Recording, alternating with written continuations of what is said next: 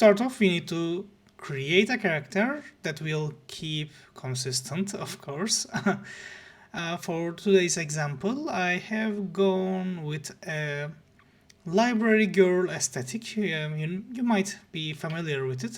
Here, I'll show you in the Pinterest. Yes, it's basically a woman who is like shy, bookworm, in the library, reading a book alone. That's a kind of concept we were going for. As you can see, there's many examples of it in Pinterest. Here, I selected a few of them. These four, I wanted to combine elements of their features to create my own person from these. That way we don't start from scratch each time with AI, and the AI we are working with has some real features of what a woman, what a person could look like. This is important because we might miss some details from a person while we are describing her, but in this way we essentially make sure AI captures a lot of important information just from a few images.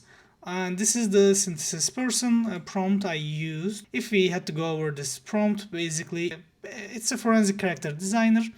It has a simple task of not taking all of the features from a single image, but instead utilize multiple images to create a distinct and unique person. As you'll see, it is talking about this in synthesize a single new combinatorial character. And there's some instructions on like blending of person features into a coherent single person instead of relying heavily on a single image, because honestly we do not want to steal the likeness of a person that we do not take permission from. So this way we are getting multiple concepts from multiple images, and the combined person is like unique each time you run this. And to exemplify this, I ran this concept in Gemini once, here like Gemini 3 Pro once. It gave us an answer, and I ran this again in ChatGPT, then it gave us an answer again, and I'll show you the results. The two person is different from each other. They are unique each time you run this prompt with these images, because like AI will decide to take different features from different photographs each time. The more images you have, the more combinatory options you have available, of course. But like 4 will be enough to generate unique people each time. So this is the Gemini character here. I showed you this. I just pasted the output here, then the GPT's characters here. Then I went ahead and used AI again to like describe me the differences between this and this person, so that you can understand the variability within like running this prompt. And the vibe here, like in character A, this is more like a melancholic library, and in the B, quiet bookstore academia, 1970s. This is the library girl aesthetic, so it's not that different from each other. But when we go into the eyes, there's heavy eyelids formation in the A one, like the Gemini one, and like expression is sleepy or dreamy. But in the GPT's version, almond shape and eyes are existing with an alert opening, which is different, a lot different from sleepy or dreamy. And that's how you understand like the two characters are gonna be very different. And you have, of course, have like differences in the mouth. It's slightly open. In the other one, it's closed, like with a faint downward set tension, and she's thoughtful.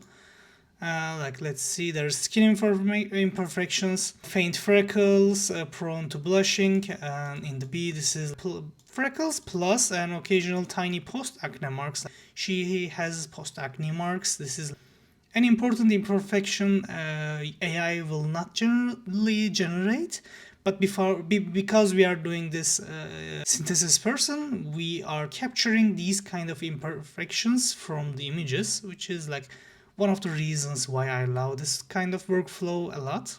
In the eyebrows, A is unplucked, fluffy, and in B, this is controlled soft arc and clean tails. Her eyebrows is more groomed, basically, and I'll show that in the images as well. There's some other information, but I'll just go over to here and show you the advanced technical consistency sheet. This is the image generation prompt.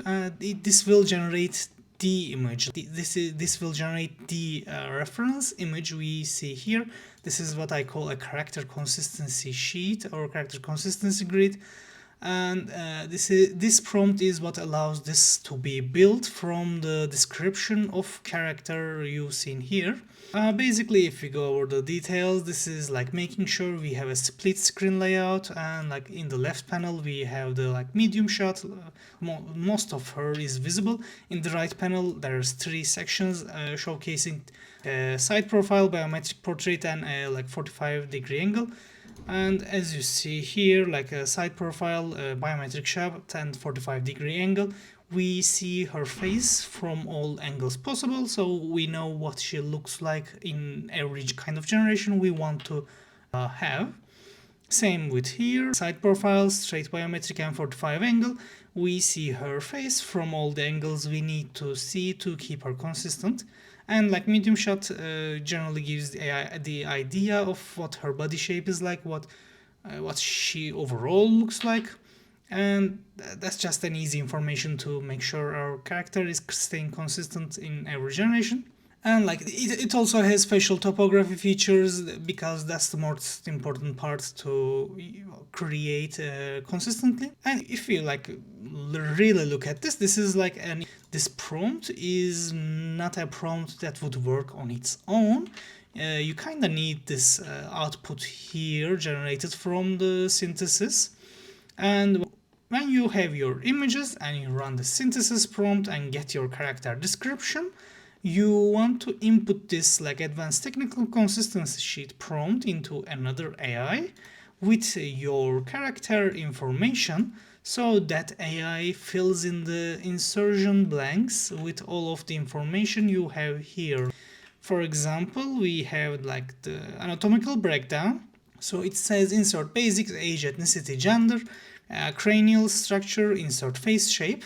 And those are actually the things we generated already, like age range, ethnicity, body type, and cranial silhouette, face geometry, like these are all the information AI needs to fill in the blanks in this prompt. This is why they work together so well. And you'll see I have done that here. I have given the images, then I run my synthesis prompt, it gave me this output. Then like I said, use your answer to fill this prompt, which is this prompt. And it filled all the answers here, you can see.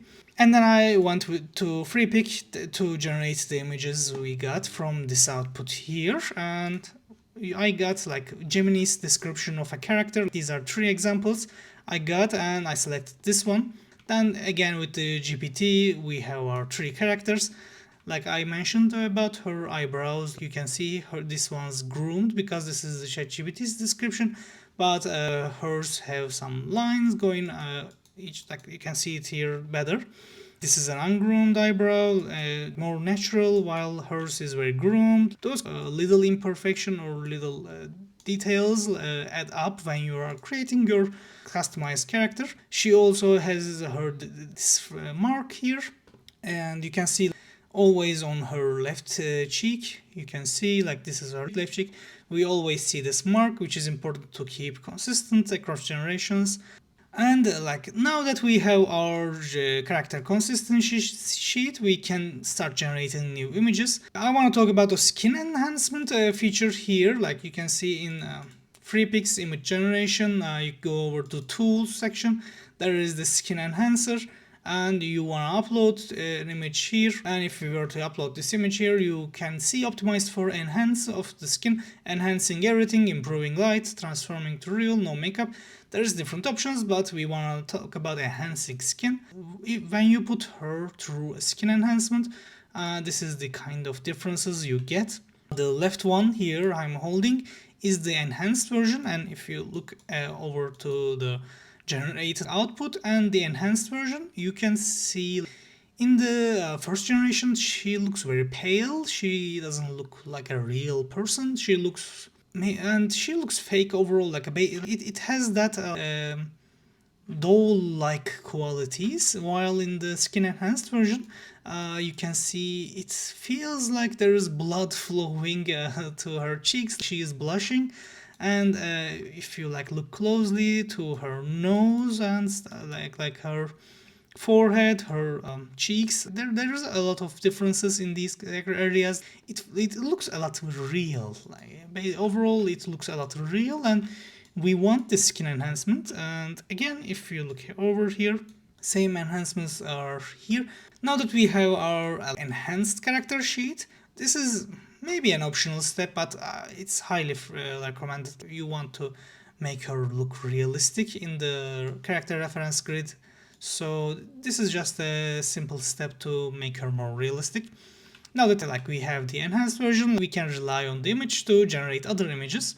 And as you can see, we have her here, and these are like different scenarios where I have her doing some stuff, even like putting her in medieval sections. And you can see she is keeping very consistent. This one is with the cheek thing. You can see her mark here. I also generated with Flux 2 Pro to showcase if it is possible to keep character consistent with another model. Like, do we really need to use the Nano Banana Pro? And actually, no. This is like creating good outcomes. And even though she is wearing a lot of armor, and like we can still see this is her. If we put her side by side, like, and in this here, like you can see it's still her. With the eyebrows and eyes and the like glasses, the nose, looking at the lip, this is very much her in this scenario. And like Nano Banana Pro, of course, generates good outcomes even on its own. But having something like this just helps it go over that generation process a lot easier. And like you might be wondering how I generate these images using her like very specifically. I prefer a very simple approach where I prompt the image I want to generate. I gave this character consistency grid and then I mention like whenever I need to write about her, I mention like image 1 is like seated at the table, positioned exactly where like glass color hit the surface. Whenever I need to mention the woman, the subject, the character in my image, I like reference this character consistency sheet. And in general, a lot of the image generation models understand that this is supposed to be a single person with some other angles. Nano Banana Pro does it a lot better than every other model, of course, because it has that thinking layer inside it. But again, like I showed you here, the Flux 2 Pro is able to generate this also. But overall, this was the character consistency generation workflow I am running right now to keep my characters consistent across scenes. I hope this was educational. Thank you for watching and see you in the next.